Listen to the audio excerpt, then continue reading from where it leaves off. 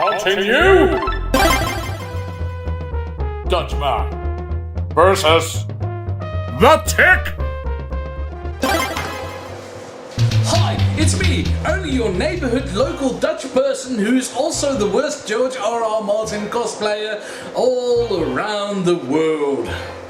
Now, I know I've done a video about the Tick live action series out for Amazon Prime now, but that was like a year ago. And the rest of the series has only really been produced for the rest along the course of that year. So, last month, suddenly we get more The Tick.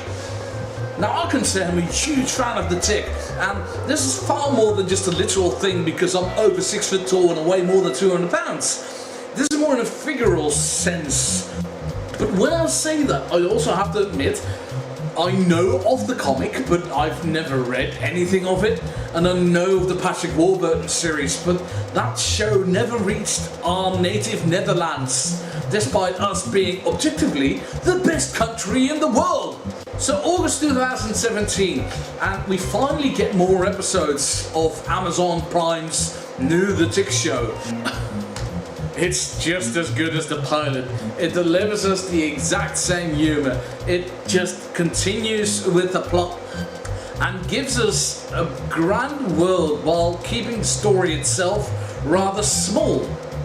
There are hints here and there about more superheroes and guilds and organizations you have to join, including stuff like superhero health insurance. So, yeah, what do I think of the rest of the series? What can I say about the plot? Well, unfortunately the plot itself so far is razor thin, but this is good because if you have a superhero parody show which makes a pastiche or gives satire to things that you love, you don't need much plot to begin with. What you need is really strong characters. That, generally speaking, most superhero things have the best plot ever. Most of the time it's just like find a reason for guy A to punch guy B in the mouth really hard with a rocket fist. So what does The Tick give us? 5 more episodes so far.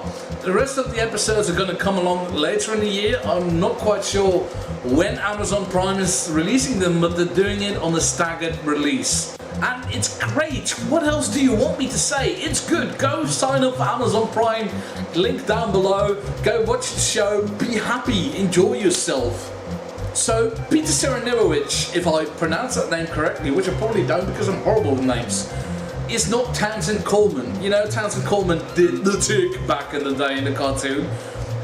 But I'll be damned if he doesn't come close. And we all love Patrick Warburton, but if you only have one series of 9 episodes, then you don't have much to make that character your own. And yeah, we all know, we all think Patrick Warburton is bae and he's ridiculously handsome and has a jawline that you could just swoon over. Have I mentioned I'm straight today? Yeah.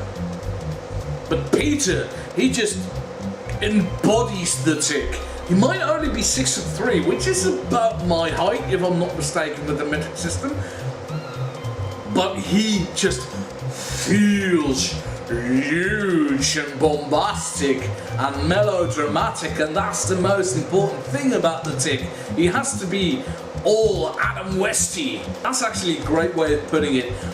I feel that this The Tick is more of an Adam West than his cartoon counterpart was. Maybe I was too young back then to realise how much of a pastiche of him he was back then, but having, you know, grown throughout the years and several couple of decades, knowing the great Adam West and his comedic chops, Peter just, you know, he tunes into that feeling. There aren't really that many superheroes and villains in the series so far. We have Miss Lint, and yes, that's a joke, because she has static electrical powers. Then we have Overkill, which is basically the Punisher if he had Batman's gadgets. So Deathstroke is like a bit like all those three mushed together. And well, with a name like Overkill, you can guess what his MO is. And then we have Superior, which is Superman if he was a tiny little person, and So far, he's just been used as background gag material, but he might have, relations to plot later on. And there's allusions to a grander world, like I said, with other names being name dropped. But I think that if you look at the world that the Tick has, at least in the cartoon, you couldn't put that many things with powers on screen to begin with.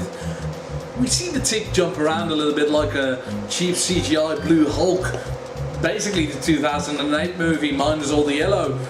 And we see Arthur fly a bit, and we see some lightning bolts and a blood splatter here and there, but on the whole, it's kept to a minimum, and it may or may not be important, but this way we get to focus on the characters more. It's not really a gag-driven series as it is characters ending up in weird situations, which, considering what they are, is just daft. Some of my favourites are like Arthur's stepdad, who has a penchant to go on weird rambles and end up on people's feet. Miss Lind is a very insecure electrical powered bad guy who is very self-conscious about the fact she's constantly covered in stuff. This series actually takes an approach that Arthur's character might just be more neurotic than a normal person would be, and that's how he ends up with the Tick. They hint it might just all be psychosomatic in his head, but we don't know much about that just yet because the series has only been halfway over. This is probably a very short video because I'm afraid to retread old ground.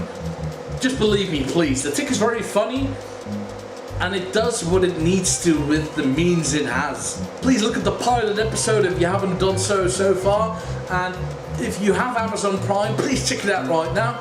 If you don't, I do believe they have a free trial because that's how I got into it. Maybe you disagree because you just love Patrick Warburton that much, and you might think I'm a wishy-washy conglomerate of spineless pseudo-intellectual sentences stuffed in a £100 bag. If that's the case, I've got a great deal for you. There's a comment section down below. Please insult all your hilarious insults there. Otherwise, if you don't feel like comment sections, there's always my several social medias. I've got a Facebook page. I've got a Facebook page, a LinkedIn, a Goodreads, a Twitter and a Tumblr. Hit me up on any of those. Remember to subscribe because you get to hear me make more videos like this, because my insight is the one that means something, aside from all the other people on the internet who are big, fat and have facial hair. Also, I do this thing with my busy mates to it, where we talk, we drink and we just ramble drunkenly, which is mostly identical to this. As we say in Holland,